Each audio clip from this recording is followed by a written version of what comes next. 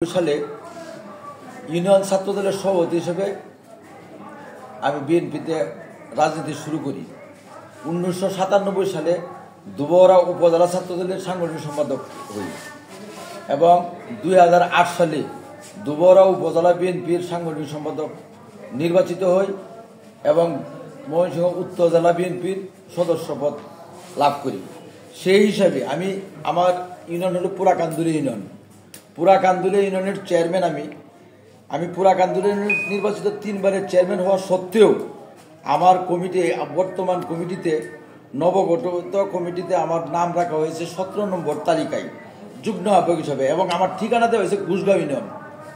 যদিও এটা হয়তোবা আমার উপর 101 জন কমিটির মধ্যে সবচেয়ে ইনসাল্টিং করা হয়েছে সবচেয়ে ইনসাল্ট করা হয়েছে আমাকে। পাশাপাশি এখানে এই কমিটিতে আমি যতদূর দেখেছি এখানে যোগ্য ব্যক্তিদের কোনো মূল্যায়ন করা হয় নাই।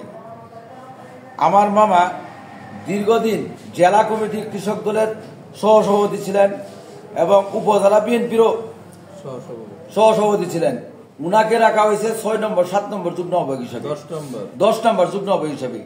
সেই হিসাবে এই আমাদের এখানে যারা যারা আছে বিভিন্ন সময় বিভিন্ন দলের কৃষক দল, ছাত্র দল করে আসা, শ্রমিক দল, যুব দল করে আসা যারা দীর্ঘদিন রাজনীতিতে সম্পৃক্ত ছিল তাদেরকে অবমূল্যায়ন করে অনেকের নামও দেওয়া হয় নাই। বিশেষ করে এই কমিটিটা এমন একটা কমিটি করা হয়েছে যে আমাদেরকে হেয় প্রতিপন্ন করা এবং অপমান করা হয়েছে, আমাদেরকে ইনসাল্ট করা হয়েছে এই কমিটির মধ্যে। এটাই হলো আমার মেইন অভিযোগ। ধন্যবাদ সবাইকে। আমার কাছে মনে হয় যারা কিনা এই কমিটিতে সামনের সারিতে পদ পদবি নিয়ে আসছে তারা বিগত 15.5 বছরই যাবৎ তারা বিতর্কিত আওয়ামী লীগের দূষর। তো কাজেই তারা যেহেতু এত অভিযোগ যেটা কিনা ফেসবুক ইউটিউবেও আপনার প্রমাণিত, এরপরেও তারা যেহেতু সামনের সারিতে গেছে, আমার কাছে সেটা মনে হয় যে এটা নিঃসন্দেহে কোনো কিছুর বিনিময়ে হইতে পারে। আরেকটা বিষয় হচ্ছে যে 9টি নাম ঠিকানা ভুল, এই ভুলটা আসলে কি কারণে হইতে পারে, এটা আপনার এই বিষয়টা কিভাবে দেখছেন?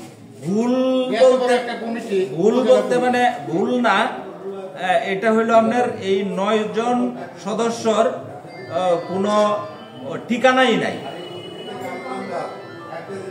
এবং 2 জনের নাম ডাবল আবার 2-3 জনের নাম আসছে একাধিকবার। এটা আমার কাছে যতটুকু মনে হয় যে এইখানে আমি তো আগেই বলছি যে এখানে অদক্ষ অযোগ্য